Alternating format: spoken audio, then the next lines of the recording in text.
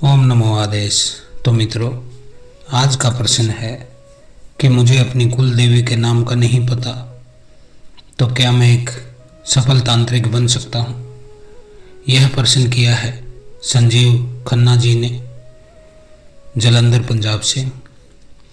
तो बेटा संजीव, कुल देवी का नाम का नहीं पता यानी कि आपको पता ही नहीं है कि आपकी कुल देवी कौन है। तो जाहिर सी बात है, जब नाम का भी नहीं पता तो कभी उनका पूजा आपने किया नहीं होगा, कभी भोग दिया नहीं होगा, और ऐसा बरसों बरस से चला आ रहा होगा। क्योंकि यदि आपके माता पिता कुल देवी के प्रति समर्पित होते, उनकी कुछ टहल कुछ बजाते होते, तो आपको भी पता होता कि आपकी कुल देवी कौन है, क्या नाम है।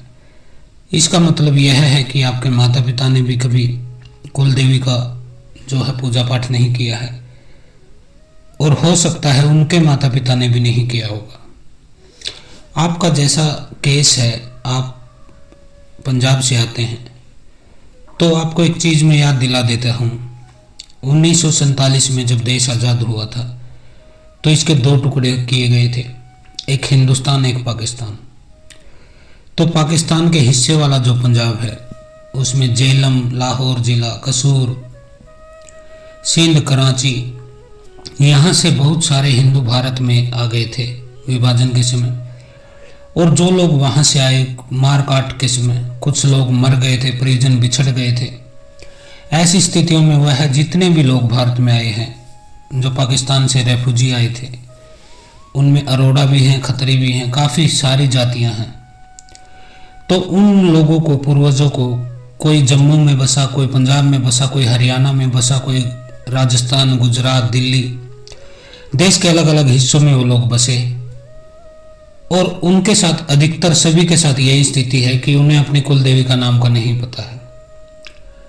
और ज़्यादातर तंत्र से पीड़ित जो लोग होते हैं वह भी इन्हीं में से आते हैं, जिन्हें अपनी कुल देवी के नाम का नहीं पता, उसकी कोई पूजा पाठ, भोग प्रसाद आदि नहीं करते, नवरात्रों पे कढ़ाई नहीं करते, उनके धाम पर बहराम नहीं करते। तो अधिकतर यही लोग जो है पीड़ित होते हैं। तो जिन्हें आपकी कुल देवी का नाम का नहीं पता, आपका प्रश्न है कि क्या मैं एक तांत्रिक बन सकता हूँ? देखिए, कुल देवी के बिना तांत्रिक छोड़ दीजिए, भगत छोड़ दीजिए, कोई सिद्धि, कोई शक्ति छोड़ दीजिए, कुल देवी के बिना आप एक नॉर्मल सफल इंसान भी नहीं बन सकते हैं। क्योंकि कुल देवी जो होती है वह आपके घर की शक्ति होती है, आपके घर की देवी होती है, उसका अंश आपके खून में होता है, यानी कि ब्लड रिलेशन होता है कुल देवी से और पितरों से मनुष्य का। जब कुल देवी का आपने कभी जीवन में नाम कभी नहीं पता है, तो वह आपसे रुष्ट हो गई है, क्योंकि आपको नवरात्र के समय उनका भोग नहीं देते हैं।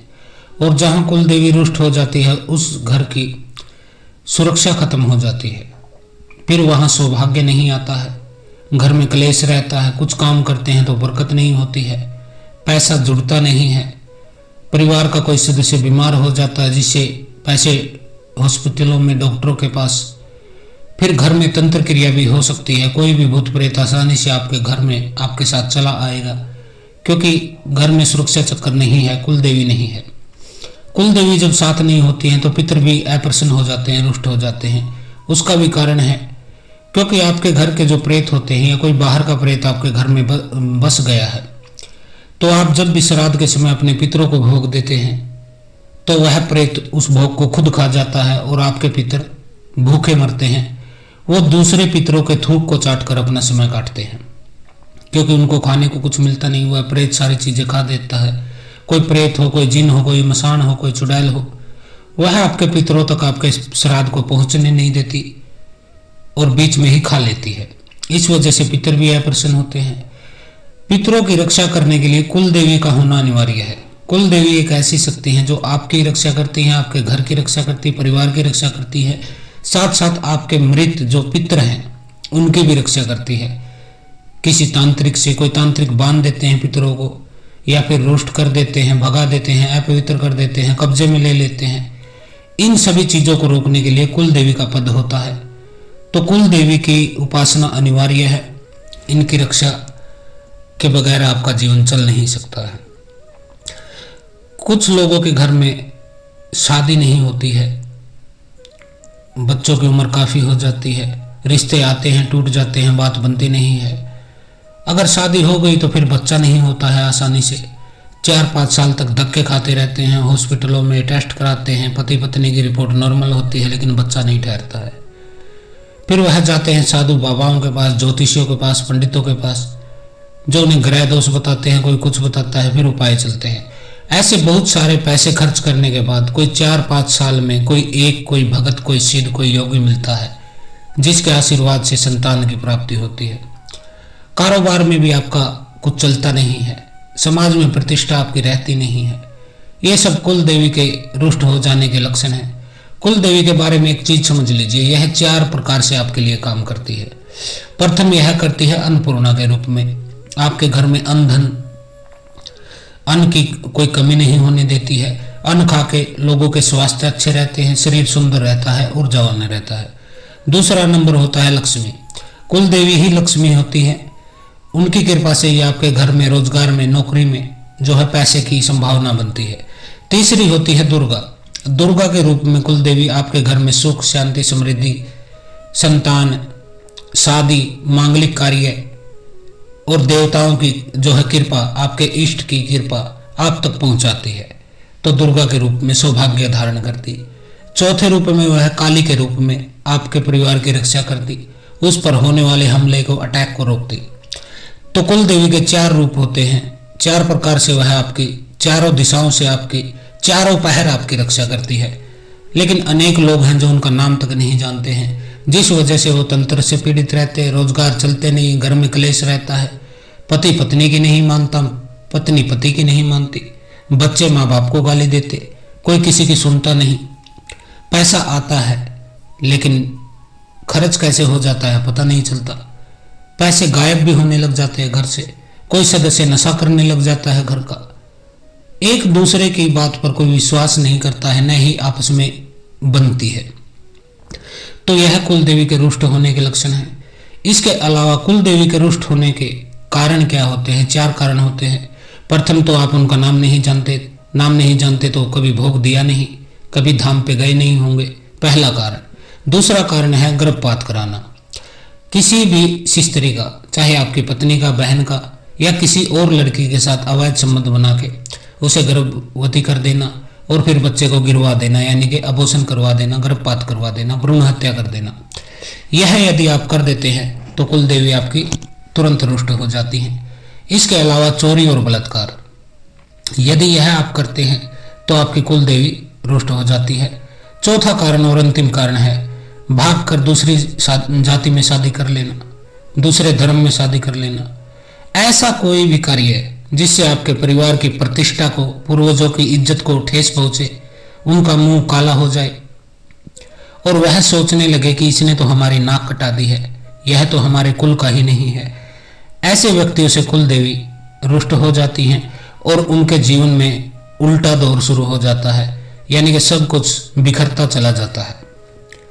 जैसे रेत का एक महल, एक घर बनाते हैं बच्चे और फिर अपने पैरों से ही इसे तोड़कर हंसते हुए, दौड़ते हुए, चीखते हुए घर लौट जाते हैं।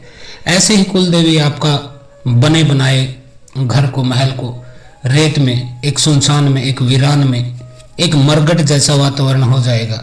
अनेक लोग मुझे कहते हैं कि गुरुजी हमारे घर से गंदी बदबू आती है, मांस के जलने की बदबू आती है, मल मूत्र विष्ठा की बदबू आती है। तो वह सब जब होता है जब आपकी कुल देवी आपके साथ नहीं होती है।